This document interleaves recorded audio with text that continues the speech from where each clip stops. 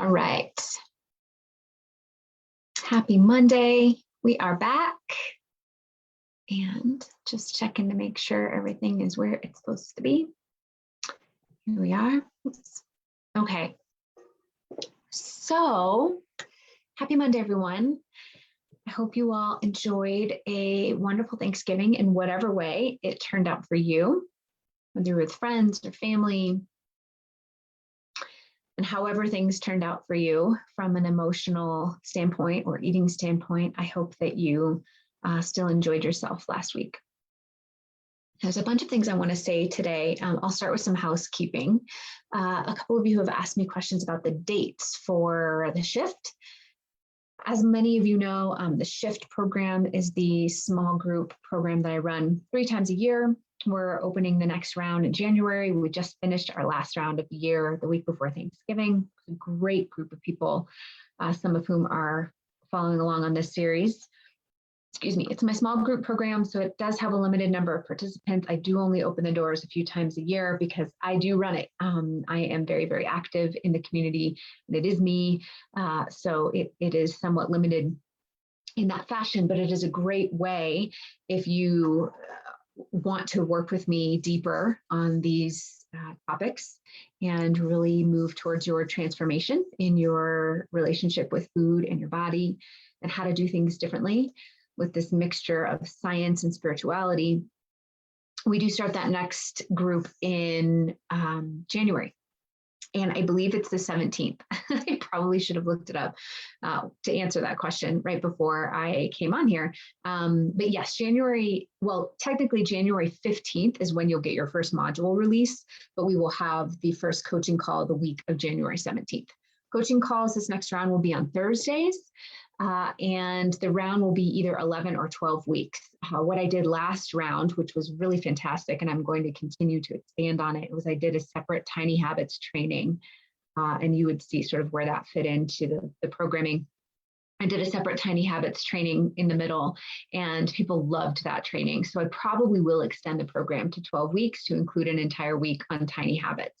So that will be 12 weeks starting in January with this really, really in-depth science and spirituality support, helping you transform your entire relationship with food and body.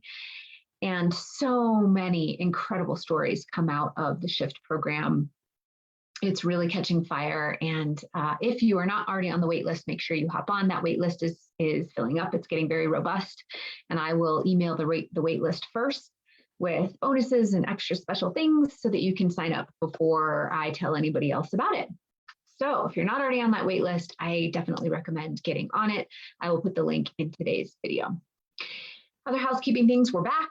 I am back at 9 a.m. Mountain Time, 8 a.m. Pacific, 11 a.m. Eastern Time for the duration until we move into the Christmas holiday. We do celebrate Christmas at my house. So until we move into the Christmas holiday, I will be here every morning at this time. The events should be back on the Facebook page. Sorry, we were a little disjointed last week. I did enjoy time with my family as well. And what did I want to say about that? Oh, as I mentioned last week, there is no day 22. So if you guys are going through the videos, day 22 is Thanksgiving. And as I mentioned, I got caught up cooking and doing family things on Thanksgiving, and I thought I would come on in the evening and say how grateful I was for all of you, and then we were exhausted and I went to bed. So day 23 is Thanksgiving plus day 23 is content. So you're not missing anything if you don't see day 22. It's just I wanted to keep things going with the calendar. So we are on day 24. Everything is up to date. Everything should be there if you're looking for it and going back later for the videos. We are moving forward. So I wanted to just let you or relay to you some of the feedback that I got over last week. I was really, really pleased to hear so many of you had such a wonderful holiday and were able to recognize that it felt different than you have felt for holidays in the past, that it felt like you had an easier time with your relationship to food, that it felt like you weren't so focused on food and calories and overeating and macronutrients and things like that, that you were able to more focus on your family and how the day felt. I'm so pleased to hear that. A couple of you wrote me and said, that you were really struggling, but you were sort of able to see it from a different angle and recognize different patterns and recognize the way you were struggling. That's fantastic. That is absolutely progress too. I picked out one of the messages I received actually just this morning to want to expand on because it goes with today's or this week's challenge and kind of highlights the exact reason why I do this work. So I'll just tell you the comment first, and then we can talk about why it's so important. Where did the comment go? Let me get back to it. Apologies. Okay, let's see if I can do this without messing up where I am right now. Here we go. So I had asked how things were going, and one of you had said Thanksgiving was great. I did not restrict myself. I stayed present. Fantastic. I enjoyed one glass of wine, did not need or feel the need to drink more. And she says, without getting into a lot of details, this was the first Thanksgiving with our neighbors and was so good in so many ways. It was not perfect, and I know we're not looking for perfection. I have a particular set of circumstances that trigger me during the holidays. My dad died on Thanksgiving morning after retiring 7 days before Thanksgiving. He was at my sister's home 24 years ago and was only 63 years old. Notice the 24 years ago. The following year in 1997, my mother died during Thanksgiving week, and we buried her on the 27th, which was the date Dad died. I had a meltdown this year. I had a meltdown prior to Thanksgiving, and I had a binge yesterday that I didn't do anything about other than to say I would do better on Monday. Okay, so this is one of the entire reasons why I do this work.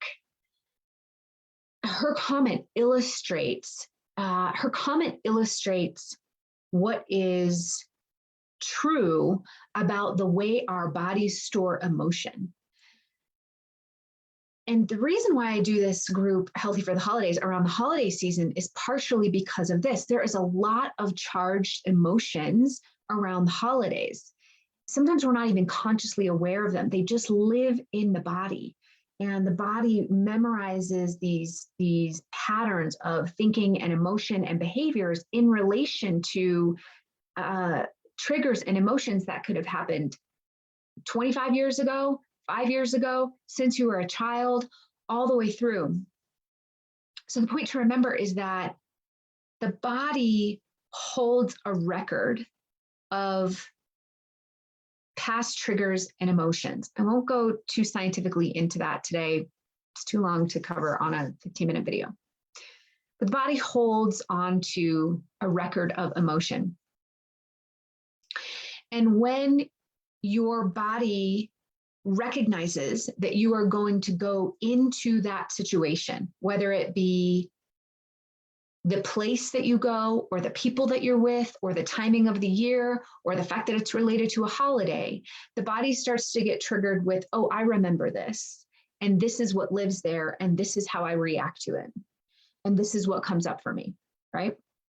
So the body starts to get triggered into and relive some of those patterns of emotions and behaviors in relation to the experience, whether it's person, place, thing, time of year, all of the above. It could be all of the above, right? It could be with your family over Thanksgiving at your mom's house, right? It could be all of those, or it could just be one time of year. It could, because as in her comment, she was not spending it with her, clearly not with her mother and father, but she's spending it with friends, right?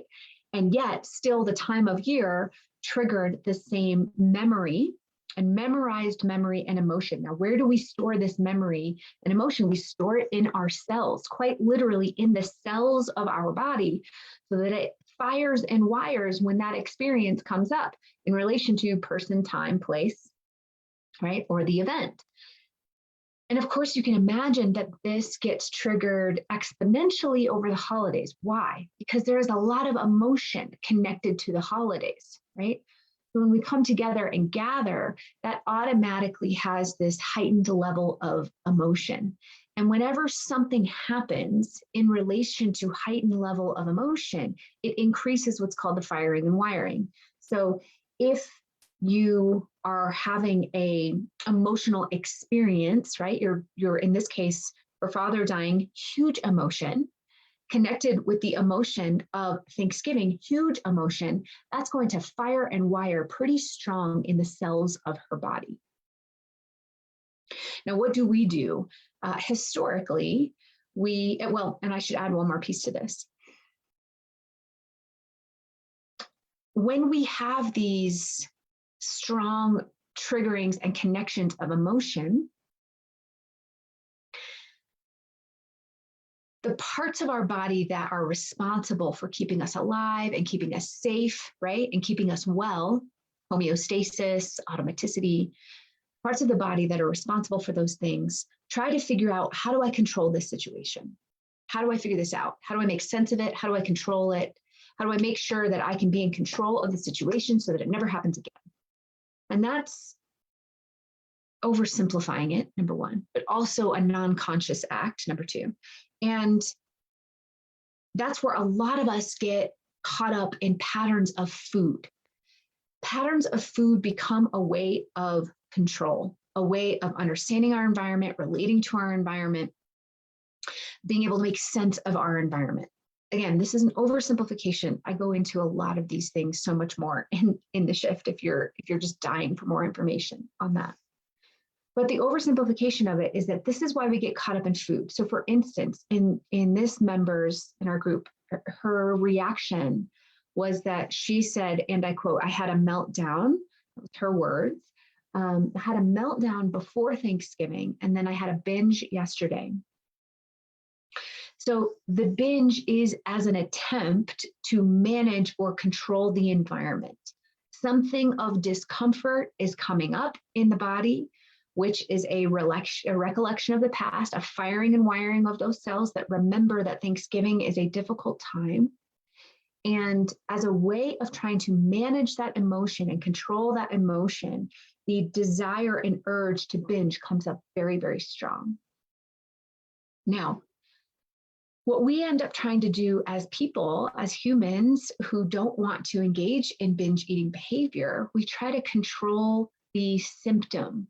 We try to control the symptom, the outcome, the circumstance. In this case, the binge is just a symptom of the emotion that is being activated in her body due to the recollection of Thanksgiving and the difficult times during Thanksgiving. I'll say that again. The binge is a symptom that is trying to control the discomfort being activated in her body due to the recollection of the Thanksgiving experience, the Thanksgiving holiday. Hopefully you're still with me here. The binge is a symptom, but what we try and do, and what most people try and do with their bodies, is try to control the symptoms. And this leaves us feeling frustrated and even more out of control, because until we address the cause of the symptom is going to continue to pop up.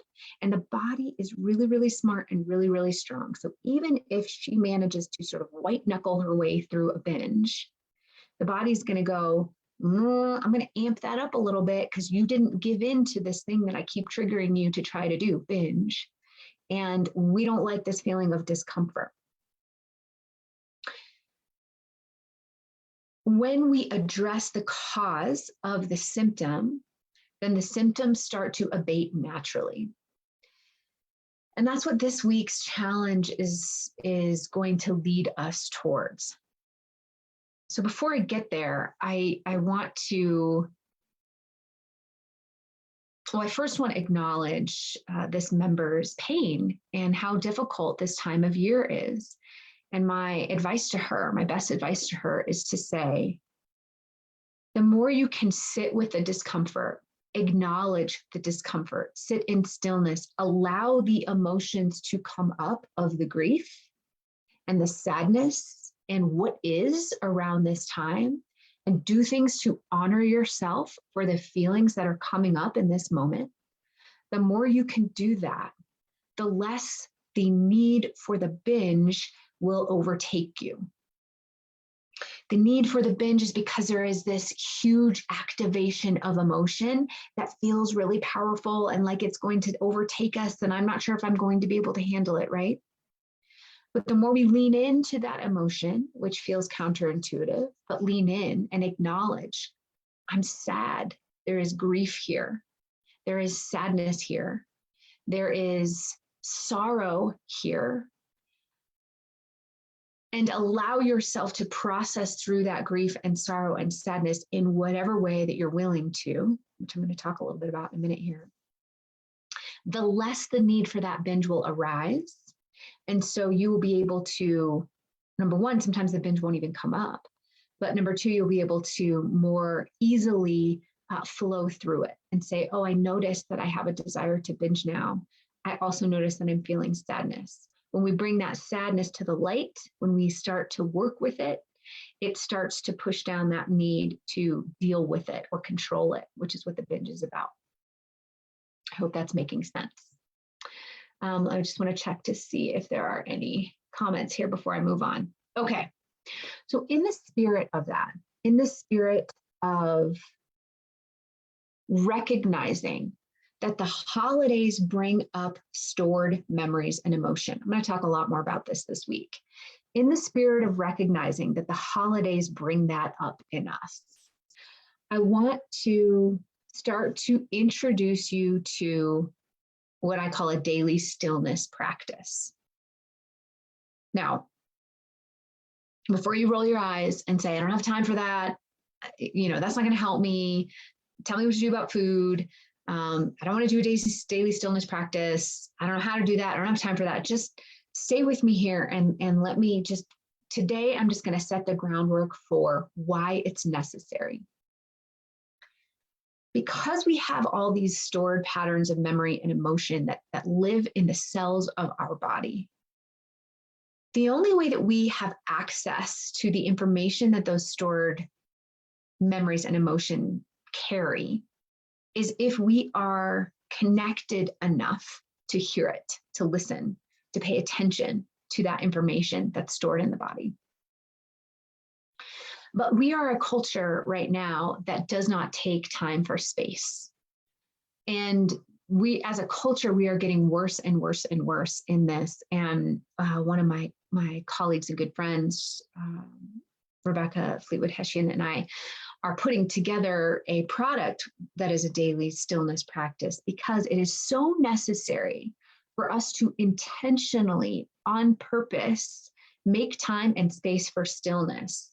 The way our lives are currently structured, unless we intentionally make time for stillness and space and to reset our nervous system into the parasympathetic nervous system activation, as a culture, we live most of the time in sympathetic nervous system activation. We are overstimulated. We are overactivated.